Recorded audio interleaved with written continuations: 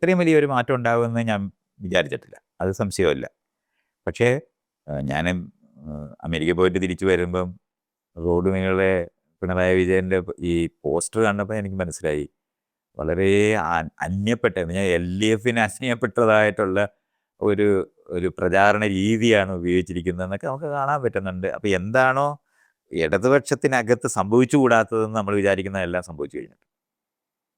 അതേസമയത്ത് ഇപ്പോൾ വികാസത്തിനെ പറ്റിയുള്ള കണക്കെടുക്കുകയാണെന്നുണ്ടെങ്കിൽ ഇതെല്ലാം പറഞ്ഞാൽ വളരെ മുന്നിലാണ് കേരളം. ഈ കഴിഞ്ഞ മന്ത്രിസഭയും അതിന് മുമ്പത്തെ മന്ത്രിസഭയും വളരെ ക്രൂഷ്യലായിട്ടുള്ള ഒരു വെള്ളപ്പൊക്കവും ഒരു മഹാമാരിയൊക്കെ വളരെ നന്നായി നേരിടുകയൊക്കെ ചെയ്തിട്ടുള്ള ഒരു സ്റ്റേറ്റാണ്. അതേപോലെ തന്നെ നമുക്ക് ഈ തരത്തിലുള്ള മറ്റേത് ഇൻഡിക്കേറ്റേഴ്സ് എടുത്ത് പരിശോധിച്ച് നോക്കിയാലും മെച്ചപ്പെട്ടതാണെന്ന് കാണാനൊക്കെ. പക്ഷേ സ്വാതന്ത്ര്യം എന്ന് പറയുന്നതിൻ്റെ ഗുണപരത ഉണ്ട്. മനുഷ്യർ പരസ്പരം അഭിപ്രായം പറഞ്ഞ് നമുക്കത് പറയാനും എടുക്കാനും കഴിയണം എന്ന് പറയുന്നതിന് അത് ഇല്ലാതായിപ്പോയ ഒരു അന്തരീക്ഷം അറിഞ്ഞോ അറിയാതെയോ എന്തായാലും പിണറായി വിജയൻ അതിനകത്ത് കോൺട്രിബ്യൂട്ട് ചെയ്തിട്ടുണ്ട്.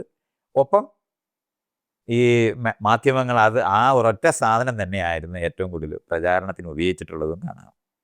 എല്ലാ സ്ഥലത്തും ചീഫ് മിനിസ്റ്ററുടെ ധാർഷ്ട്യത്തിനെ പറ്റിയുള്ള ചർച്ചയായിരുന്നു ഉണ്ടായിരുന്നത്. ധാർഷ്ട്യമുണ്ട് എന്നുള്ളത് സംശയമൊന്നും എനിക്കില്ല.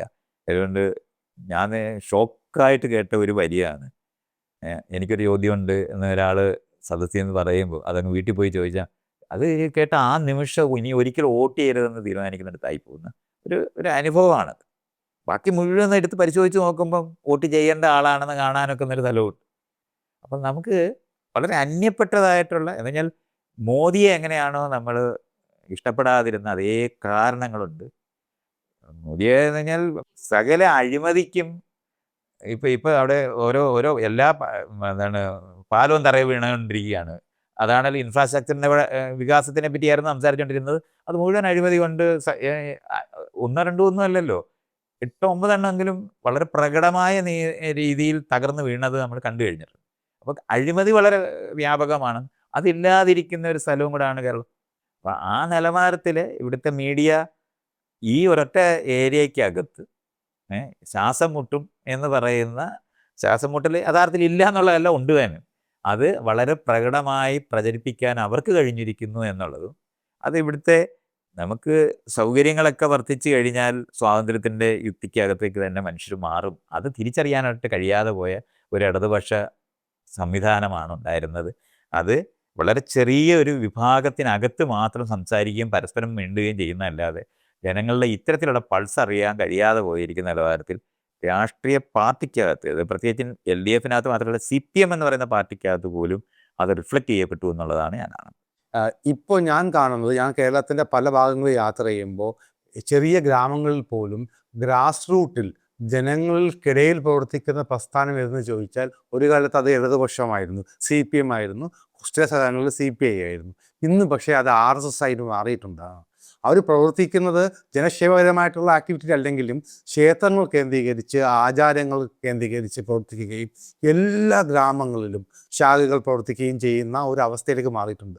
ഞാൻ ഇത്തവണ ഇലക്ഷൻ ഫണ്ട് പിരിക്കാൻ വന്ന CPMൻ്റെ സഹാക്കളോട് പറഞ്ഞ കാര്യം, ഞാൻ ഷൗട്ട് ചെയ്ത കാര്യം ഇതാണ്: നിങ്ങൾ സംസ്ഥാന കമ്മിറ്റിയോ ജില്ലാ കമ്മിറ്റിയോ നൽകുന്ന പരിപാടിയല്ലാതെ, അതുപോലും മര്യാദയ്ക്ക് നടത്തുന്നില്ല, അതുമല്ല സ്വന്തമായിട്ട് നിങ്ങൾ എന്ത് പ്രവർത്തനമാണ് ഇത്തവണ ഈ കഴിഞ്ഞ 5 വർഷം ചെയ്തത്? അപ്പോൾ പാർട്ടി സംവിധാനം ജനകീയമായ സാന്നിധ്യത്തിൽ ചെയ്യുന്നത് അവസാനിച്ചു കൊണ്ടിരിക്കുകയും അത് സംസ്ഥാന സർക്കാർ ജനക്ഷേമ പ്രവർത്തനം നടത്തിയാൽ മതി എന്ന രീതിയിലേക്ക് മാറുന്നതും, അല്ലെങ്കിൽ സർക്കാരിൻ്റെ ജനകീയ അടിത്തറയിൽ ഉറപ്പിച്ചു നിർത്താനുള്ള ഒരു മീഡിയേറ്ററായി പ്രവർത്തിക്കേണ്ട പാർട്ടി സംവിധാനം അങ്ങേയറ്റം ദുർബലപ്പെടുകയും സർക്കാരിന് മുമ്പിൽ ഒറ്റാഴ്ച നിൽക്കുന്ന ഒരു സംവിധാനമായി പാർട്ടി മാറുകയും ചെയ്തതുകൂടിയല്ലേ ഈ പരാജയത്തിൻ്റെ ഒരു കാരണം?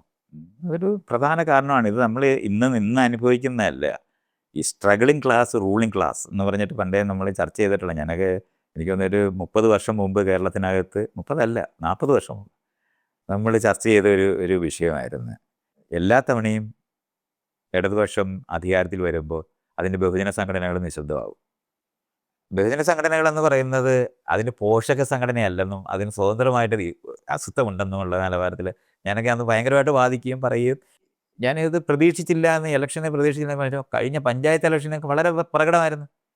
അതെല്ലാവരും കൂടെ എന്തോ ഒരു ചുമ്മാ സംഭവിച്ചു പോയാലും ഒരു കാലത്തും കാരണം ഇടതുപക്ഷ പ്രവർത്തകരായിരിക്കുന്ന ആൾക്കാർ ലോക്കലായി പ്രവർത്തിക്കുന്നില്ല. അതിൻ്റെ ഏറ്റവും വലിയ തെളിവായിരുന്നു പഞ്ചായത്ത് ഇലക്ഷൻ. ആദ്യമായിട്ടാണ് കേരളത്തിനകത്ത് കോൺഗ്രസിന് ഇത്രയധികം പഞ്ചായത്തുകൾ കിട്ടിയിട്ടുള്ളവർ ഇതിന് മുമ്പ് ഉണ്ടായിട്ടില്ല. അപ്പോൾ കോൺഗ്രസിന് കിട്ടുന്നെന്ന് പറയുമ്പം ഇവർ പ്രവർത്തിക്കാതായത് കൊണ്ടാണ് കിട്ടുന്നെന്നുള്ളതാണ്. അല്ലാതെ അവരെല്ലാവരും കൂടെ ഭയങ്കര പ്രവർത്തനങ്ങൾ കാഴ്ചവെച്ചു എന്നുള്ള ഞാൻ വിചാരിക്കുന്നേ ഇല്ല. അങ്ങനെയല്ല. നെഗറ്റീവായിട്ടുള്ള ഒരു വോട്ട് തന്നെയായിരുന്നു അത്. ആ വോട്ടിൻ്റെ റിഫ്ലക്ഷൻ തുടർച്ചയായിട്ട് തന്നെ സംഭവിക്കുന്നു. അത് ഇവിടുത്തെ മീഡിയ ഏറ്റവും നന്നായിട്ട് ഈ പിണറായി വിജയനകത്ത് എല്ലാവരുടെയും ശ്രദ്ധ നിലനിർത്തുക, അയാളുടെ ദാർഢ്യത്തിൽ മാത്രം നമ്മളെല്ലാവരും ഡിസ്കസ് ചെയ്യുന്നു. കേരളത്തിനകത്ത് പൊതുവേ ആ പാർട്ടിക്കകത്ത് ശ്വാസം മുട്ടിയിരിക്കുന്ന ഒരാൾ പോലും മിണ്ടുന്നില്ല എന്നുള്ള യാഥാർത്ഥ്യമുണ്ട്. ചിലപ്പോൾ നമ്മൾ പരിശോധിച്ച് നോക്കിയാൽ മതി. കഴിഞ്ഞ ഇലക്ഷന് ജയിച്ച ശൈലജയൊക്കെ ജയിച്ച പോലെ ഇത്രയധികം വോട്ട് കിട്ടി ജയിച്ചിട്ട് അവരൊരു മന്ത്രിസഭയിൽ പോലും വരാതായി പോകുക എന്നൊക്കെ പറയുന്നത് നമുക്ക് ഒരു ഇമാജിനേഷൻ പോലും സാധ്യമല്ല എന്ന് ഞാൻ പറയും. സോ അവരുടെ സ്ട്രക്ചറിനകത്ത് തന്നെ അത് തകർന്നു പോയി എന്നുള്ളത് നമുക്ക് കാണാൻ പറ്റും. അതിനും ബാക്കി ഗവൺമെൻറ്റിൻ്റെ ഈ ബാക്കിയുള്ള എല്ലാ വിജയവും അത് ചെയ്തു എന്ന് നമ്മൾ പറയുമ്പോഴും മാർക്സിസ്റ്റ് പാർട്ടി തകർന്നു പോയിരിക്കുന്നു എന്നുള്ള യാഥാർത്ഥ്യം, അത് സംശയമൊന്നും വേണ്ട.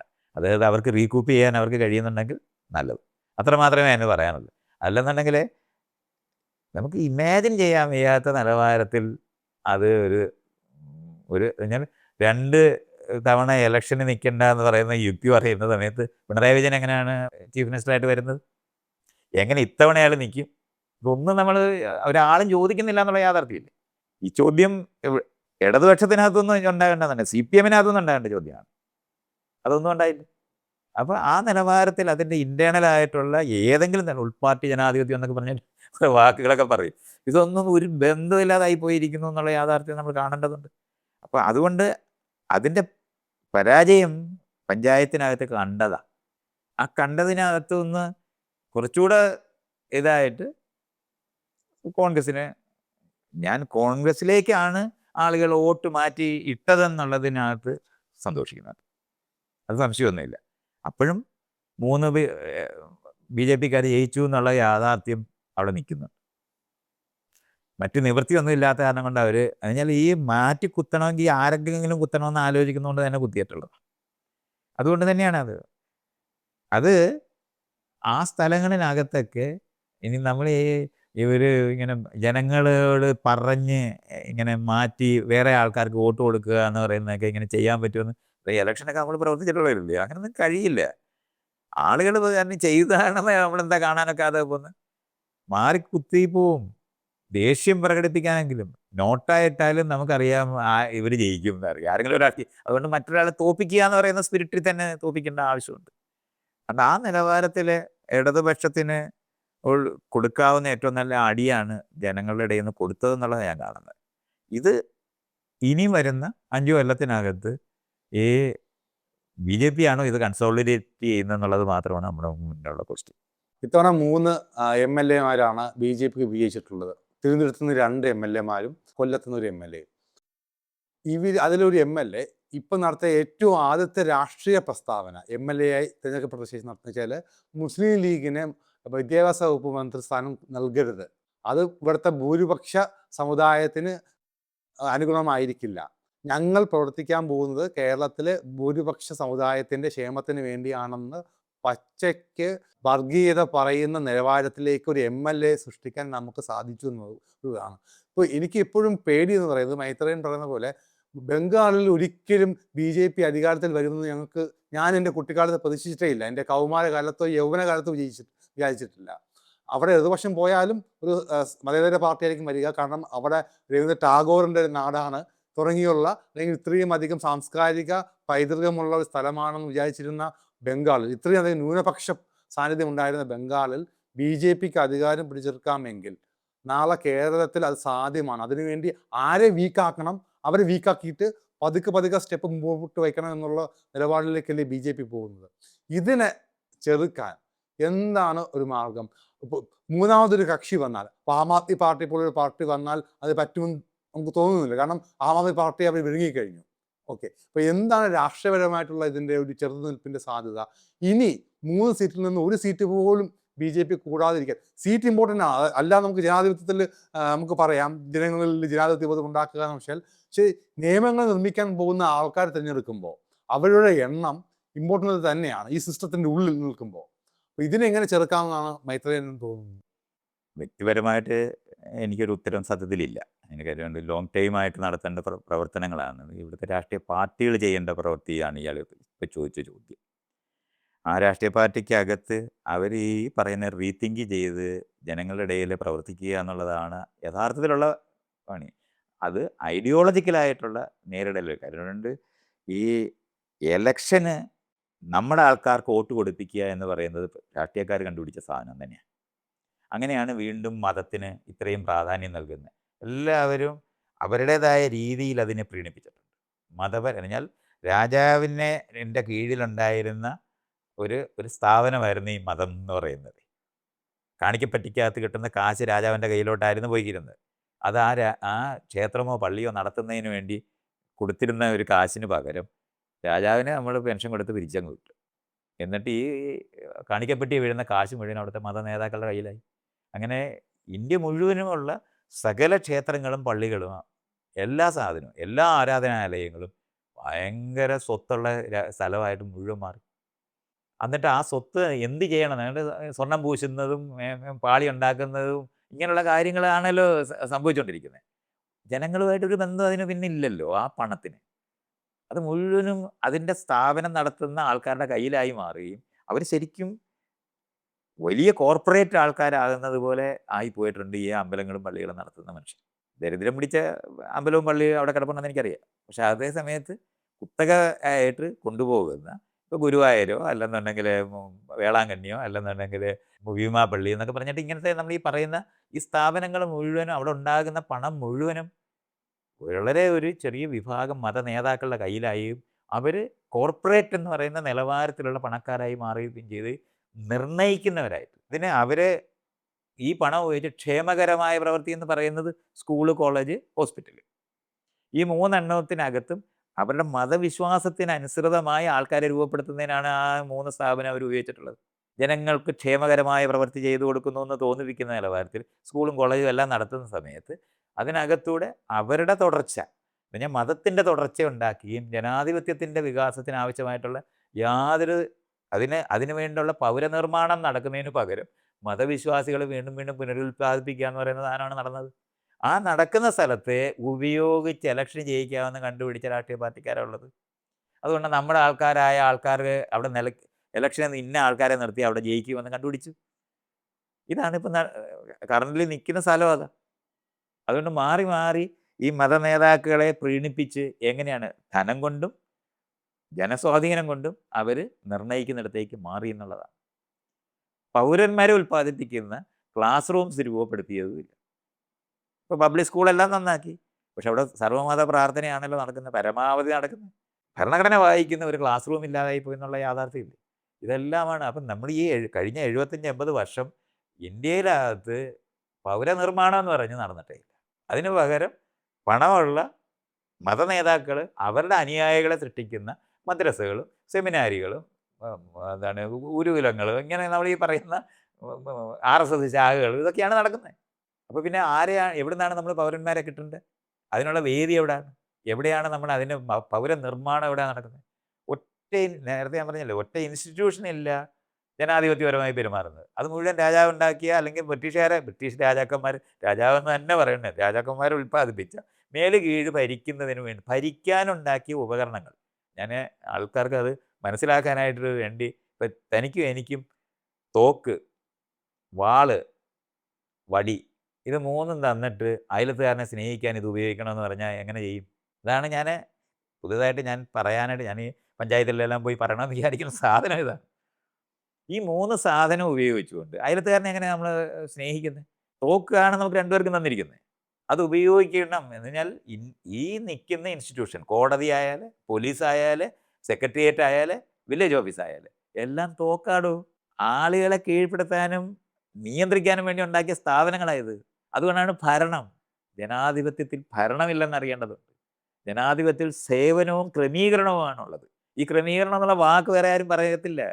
ഇപ്പോഴും ആളുകൾ ഭരിക്കാനാണ് പോകുന്നത്. നല്ല ഭരണം, സംശുദ്ധ ഭരണം എന്നായിരുന്നു ഞാനൊക്കെ പറഞ്ഞിരുന്നത്. സംശുദ്ധ ഭരണം സാധ്യമല്ല എന്നായിരുന്നു. ഞാൻ നല്ല വെടി പറ്റും എന്നാണ്. അങ്ങനെ ഒരു സാധ്യതയില്ലെന്ന് അറിയേണ്ടതുണ്ട്. താനും ഞാനും വെടിവെച്ചാലും ഒരുപോലെ ചത്തുപോകത്തേയുള്ളൂ അപ്പുറത്തുള്ളവര്. അത് നല്ല ഭരണം കാഴ്ചവെക്കാൻ സാധ്യമല്ല. സം അതാണ് ജനാധിപത്യത്തിനകത്ത് നമ്മൾ മനസ്സിലാക്കേണ്ടത്. ഈ ഇൻസ്റ്റിറ്റ്യൂഷൻസ് പുതുതായി രൂപപ്പെടുത്തേണ്ടത്. അതിന് അത് അഴിക്കുന്ന നിലവാരത്തിൽ പഞ്ചായത്തിനകത്തൂടെയൊക്കെ വരും എന്ന് വിചാരിക്കും. ത്രിതല പഞ്ചായത്ത് ഉണ്ടാക്കുന്നിടം വരെ പോയെങ്കിലും അതവിടെ നിൽക്കുകയാണ്. ചത്ത് നിൽക്കുകയാണ്. കാരണം നമുക്ക് നമ്മുടെ ജീവിതത്തിനകത്ത് ജില്ലാ പഞ്ചായത്തും എന്താ ഇത് ഈ ബ്ലോക്ക് പഞ്ചായത്ത് എന്ന് പറയുന്നത് അനുഭവിക്കുന്നേ ഇല്ല. അല്പം അനുഭവിക്കുന്നതെന്ന് പറയുന്ന ഗ്രാമപഞ്ചായത്ത് മാത്രമാണ്. അത് തന്നെ ആടും കോഴിയും കൊടുക്കുന്നിടത്ത് മാത്രമേ നമ്മൾ എത്തിയിട്ടുള്ളൂ. ജനാധിപത്യ സംവിധാനങ്ങളെ ഉൽപ്പാദിപ്പിക്കുക എന്ന് പറയുന്നതായിരുന്നു യഥാർത്ഥത്തിൽ രാഷ്ട്രീയ പാർട്ടിക്കാർ ചെയ്യേണ്ടത്. അത് ചെയ്തിട്ടില്ല. ത്രിതല പഞ്ചായത്ത് ഉണ്ടാക്കി അവിടെ നിൽക്കുമ്പോൾ ഇയാൾ ചോദിച്ച ഗവർണർ അവിടെ നിൽക്കുകയല്ലേ. വില്ലേജ് ഓഫീസ് അവിടെ നിൽപ്പുണ്ട്, തഹസീൽദാരുടെ ഓഫീസ് അവിടെ നിൽപ്പുണ്ട്, കളക്ടറേറ്റ് അവിടെ നിൽപ്പുണ്ട്, ഗവർണർ അവിടെ നിൽപ്പുണ്ട്. എന്തിനാണ് ഇപ്പോൾ ഇനി ഇലക്ഷൻ നടത്തിയില്ലെന്ന് അടുത്ത 50 വർഷം ഭരണം നടക്കത്തില്ലേ? ഇപ്പം എങ്ങനെ ഭരണം നടക്കുന്നത്? ഇപ്പം മന്ത്രിസഭ രാജിവെച്ച് നിൽക്കുകയാണ്. മറ്റേ മന്ത്രിസഭ വന്നിട്ടില്ല. പിന്നെ എങ്ങനെ ഈ ഭരണമൊക്കെ നടക്കുന്നത്? ഇതാണ് ഉദ്യോഗസ്ഥ ഭരണത്തിനെ നമ്മൾ ജനാധിപത്യ ഭരണമാണെന്ന് തെറ്റിദ്ധരിച്ചതാണ് നമ്മുടെ പ്രശ്നം. ഇതൊക്കെയാണ് ഇതിൻ്റെ കാതലായ സ്ഥലമാണ് ഞാനീ പറയുന്നത്. ഇത് ഇപ്പോഴത്തെ ഉള്ള ഒരു പ്രശ്നം, അല്ലെങ്കിൽ നാളെ വേറെ ആൾക്കാർ വന്നാൽ നല്ല ഭരണം, ഞാൻ ഇടതുപക്ഷം ഇവിടെ വന്ന് ഭരിച്ചാൽ നന്നായി ഒന്നും നന്നാകത്തില്ല. ഇനി കോൺഗ്രസ്സുകാർ ഭരിച്ചാൽ ഒന്നും ഭരണമാണ് നടത്തുന്നതെന്നുണ്ടെങ്കിൽ നന്നാകത്തില്ല. കാരണം നല്ല വെടിയില്ലെന്ന് പറയുന്നത് അതാണ് ഞാൻ പറയുന്നത്. നല്ല വെടിയില്ല, ചീത്ത വെടിയും നല്ല വെടിയില്ല, വെടിയേ ഉള്ളൂ. ഇതുപോലെ ഭരണമേ ഉള്ളൂ. ഭരണം എന്ന് പറയുന്നത് മോശമായ ഒരു കാര്യമാണ്. ഭരണം നല്ലതായിരുന്നെന്നുണ്ടെങ്കിൽ രാജാവിനെ മാറ്റേണ്ട ആവശ്യമില്ല. ഇതാണ് ഇതിൻ്റെ കാതലിൽ കിടക്കുന്ന സാധനം. ഈ ഏരിയയൊക്കെ ചർച്ച ചെയ്യാതെ, ഇത് പ്രവർത്തിക്കാതെ, ആൾട്ടർനേറ്റീവ്സ് ഉൽപ്പാദിപ്പിക്കാതെ എങ്ങനെ ഇതിനെ നേരിടും എന്നുള്ള ചോദ്യമാണ് ഇയാൾ എന്നോട് നേരത്തെ ചോദിച്ചത്. അത് രാഷ്ട്രീയ പാർട്ടിക്കാർക്ക് പരമാവധി ഞങ്ങൾ അഴിമതി ചെയ്യത്തില്ലെന്ന്, ചോറ് പൊതിച്ചോറ് കൊടുക്കുന്നതിന് പകരം വേറെ ചില സാധനങ്ങൾ ചെയ്യാമെന്ന് പറഞ്ഞാൽ ഈ സ്ഥലങ്ങളിലെല്ലാം പോയാൽ നമ്മൾ എല്ലാ കാര്യത്തിനും കൂടെ പോവുക എന്നുള്ളതാണല്ലോ രാഷ്ട്രീയ പ്രവർത്തകർ ചെയ്തുകൊണ്ടിരിക്കുന്നത്. പഞ്ചായത്തിൽ പോയി കാര്യം സാധിക്കുക, വില്ലേജ് ഓഫീസിൽ പോയി കാര്യം സാധിക്കുക, കോടതി പോയി കാര്യം സാധിക്കുക, ആശുപത്രിയിൽ പോയി കൂട്ടിരിക്കുക. ഇതൊക്കെയാണല്ലോ നമ്മൾ ഈ രാഷ്ട്രീയ പ്രവർത്തനം എന്ന് വിചാരിക്കുന്നത്. കൂടെ പോയി ഇരിക്കുക എന്ന് പറയുന്നതാണ് ഈ ചെയ്തുകൊണ്ടിരിക്കുന്നത്. ഇതല്ല ജനാധിപത്യം. ഈ ആളുകളെ എക്വിപ്പ് ചെയ്യുക എന്ന് പറയുന്നത്, ഈ പള്ളിയിലും അമ്പലത്തിലും പോയി നമസ്കരിക്കാനും നിസ്കരിക്കാനും പഠിപ്പിക്കുന്നതിന് പകരം പൗരബോധത്തോടെ എങ്ങനെയാണ് ആളുകൾ ഈ പറയുന്ന ക്രമീകരണത്തിനകത്ത് അഭിപ്രായങ്ങൾ പറയുകയും പ്രവർത്തിക്കുകയും ചെയ്യുന്നതിന് അവരെ എക്വിപ്പ് ചെയ്യുക എന്ന് പറഞ്ഞാൽ അതിന് ഉത്തരവാദിത്തപ്പെടുകയും അതിനുള്ള കഴിവുള്ളവരാക്കി മാറ്റുകയും ചെയ്യുന്ന പ്രവൃത്തിയാണ് രാഷ്ട്രീയം നമ്മൾ പറയുന്നത്. ആ ഏരിയയാണ് ഇതുവരെ നടക്കാറ്. അല്ലാതെ താനെ എന്തോ സംഭവിച്ചു മേളിൽ നിന്ന് മന്ന വീണ് നമ്മളെല്ലാവരും നന്നായി പോകുക എന്ന് വിചാരിച്ചാലൊന്നും ഒരു ജനാധിപത്യവും വരത്തില്ല. ആ ഏരിയ കൈകാര്യം ചെയ്യാൻ കഴിയാതിരിക്കുകയാണെങ്കിൽ നമ്മൾ ഈ പറയുന്ന പ്രവൃത്തികൾ കൊണ്ടൊന്നും ഒരു പ്രയോജനം ഉണ്ടാകത്തില്ല. ഇത് ലോങ് ടൈം വർക്കാണ്. ഞാൻ അല്ലാതെ ഇവിടുത്തെ ഇടതുപക്ഷം എങ്ങനെ നന്നാകണമെന്നോ, അല്ലെങ്കിൽ ഇവിടുത്തെ കോൺഗ്രസ് എങ്ങനെ നന്നാകണമെന്ന് ഞാൻ അതിന് വലതുപക്ഷമൊന്നും കാണുന്നില്ല. എന്നെ സംബന്ധിച്ചിടത്തോളം ഇടതുപക്ഷം എന്ന് പറയുന്നതിനകത്ത് കോൺഗ്രസും ഈ പറയുന്ന ഇവിടുത്തെ കമ്മ്യൂണിസ്റ്റ് പാർട്ടികളെല്ലാം കൂടെ ഒന്നിച്ചു വരുന്നതാണ്. അതുകൊണ്ട് കേരളത്തിനകത്ത് ഈ ഇലക്ഷൻ പോലും ഞാൻ ആ ലെവലിലേ കാണത്തുള്ളൂ. യഥാർത്ഥ ത്രെറ്റ് എന്ന് പറയുന്നത് ആ 3 ഗ്രൂപ്പാണ്. അതങ്ങനെ തന്നെ മനസ്സിലാക്കേണ്ടതുണ്ട്. അത് വേര് പിടിക്കാതെ നോക്കുക എന്ന് പറയുന്നത് ഈ 2 കൂട്ടർക്കും ഒരുപോലെ നല്ലതാണ്.